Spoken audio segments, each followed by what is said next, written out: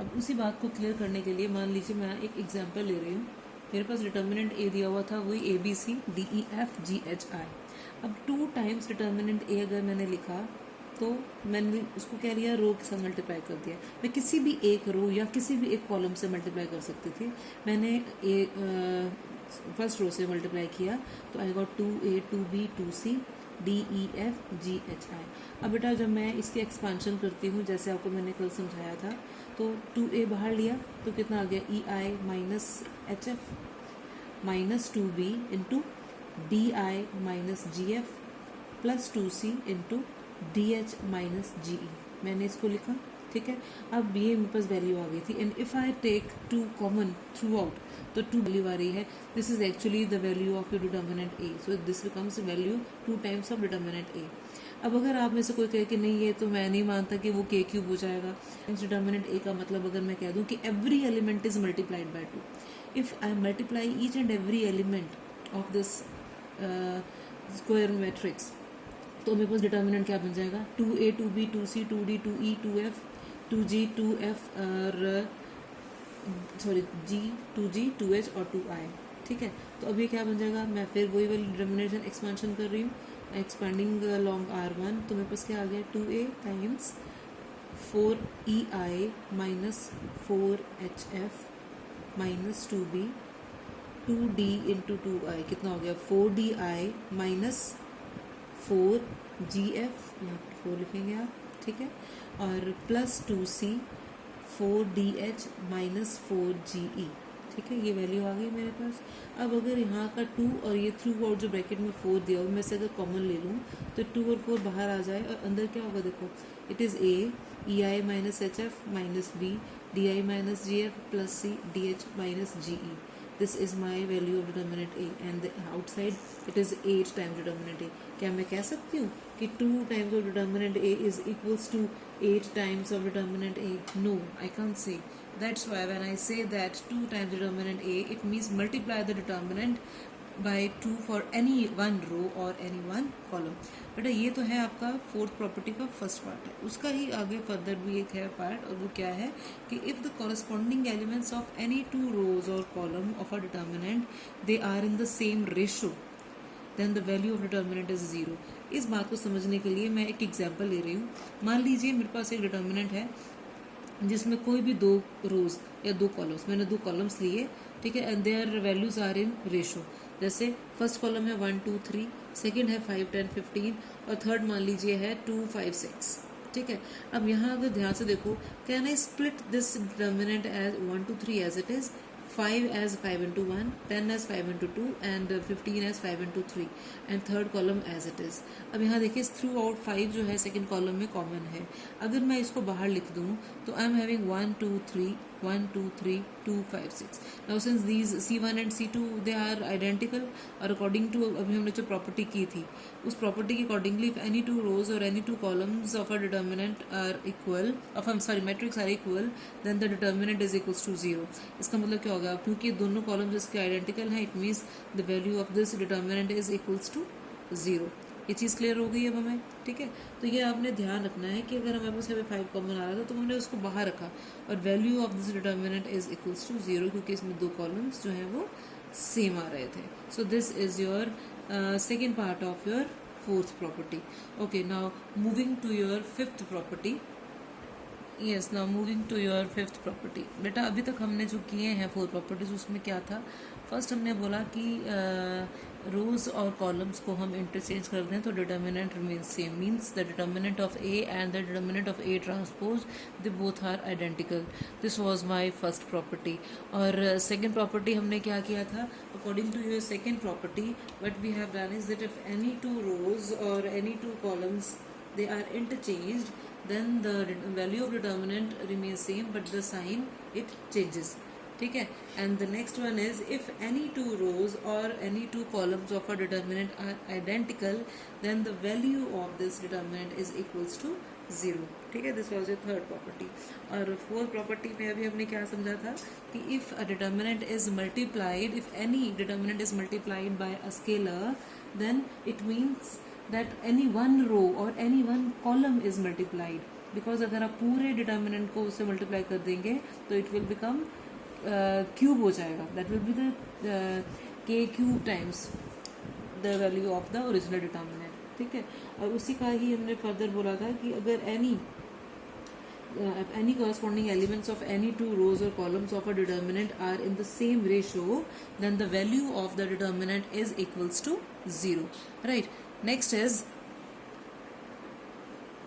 so if we move to our fifth property now, उसमें बेटा मैं एग्जाम्पल ले रही हूँ। मान लीजिए I am given a determinant A with the elements a1 a2 a3 b1 b2 b3 c1 c2 c3।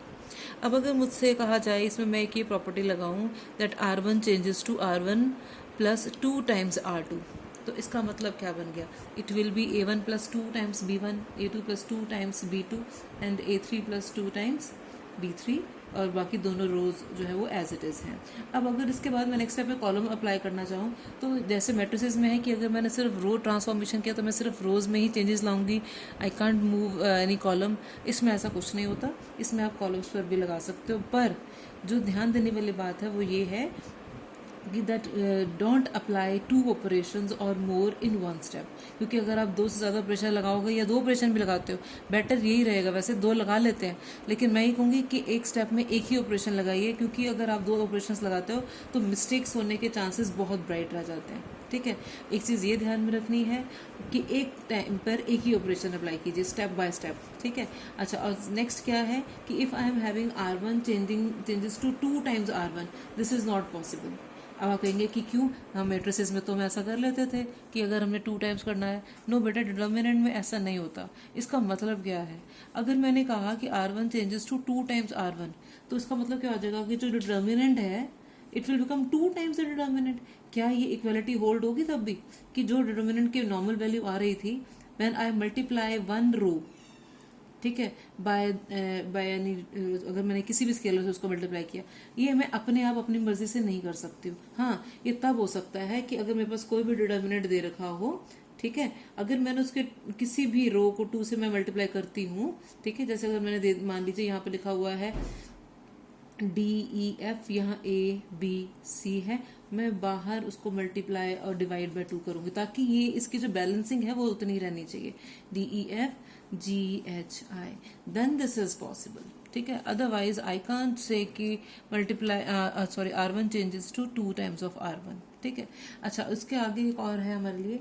अगर मुझे दिया हुआ है a1 plus p1, a2 plus p2, a3 plus p3, b1 b2 b3 c1 c2 c3, then this type of determinant, बेटा जो अभी मैं आपको ऐसे प्लस वगैरह करके बता रही हूँ, जब हम क्वेश्चंस करेंगे तो ये प्रॉपर्टीज आपको और अच्छे से क्लियर हो जाएंगी।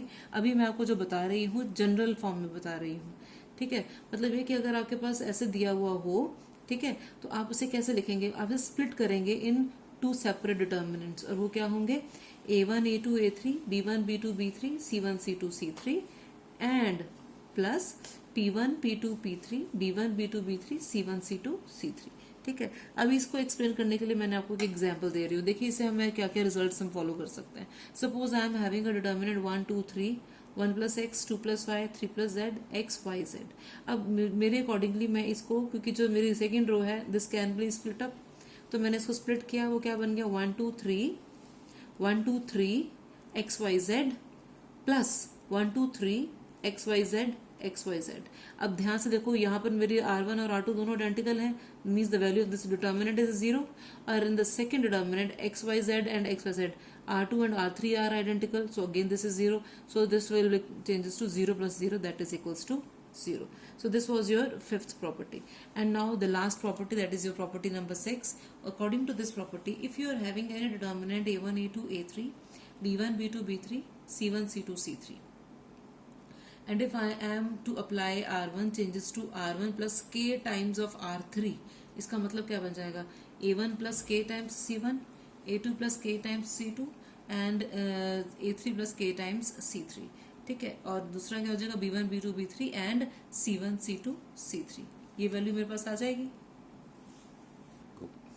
So that will change to a1 a2 a3 b1 b2 b3 c1 c2 c3 plus k times c1 c2 c3 B1 B2 B3 C1 C2 C3। अब ये तो मेरा ऑलरेडी जो डिटर्मिनेंट था वही है। अब यहाँ देखो, अगर मैं इस फर्स्ट रो में से K कॉमन ले लूँ तो C1 C2 C3 B1 B2 B3 C1 C2 C3, ये फर्स्ट रो और third row they both are identical, it means this determinant is equals to 0। So determinant is equals to, जो आपके पास value आई थी, means क्या हो गया कि अगर मेरे पास any row changes to R1, जैसे बोला था R जो भी आपने लिया row plus K times any other row, ठीक है, देन इट मीन्स कि वो क्या हो जाएगा आपके पास, that will be equal to the determinant only. This is what I want to explain, ठीक है। हाँ जी, यस। नेक्स्ट आपके पास एक छोटा सा मैं टॉपिक बता रही हूँ, that is your singular matrix, जो हमने लास्ट चैप्टर में हम कर रहे थे। उस वक्त मैंने आपसे कहा था कि नेक्स्ट जब हम चैप्टर करेंगे then I will explain, and I think it was Shipra who asked कि ये कैसे हम कह सकते हैं। बेटा जी, इनवर्स के बारे में हमने जब डिस्कस किया था, then we use the word singular matrix. बेटा सिंगुलर मैट्रिक्स क्या होता है? Any square matrix whose determinant is equals to 0, that is called a singular matrix, and whose determinant is not equal to 0, that is called a non-singular matrix.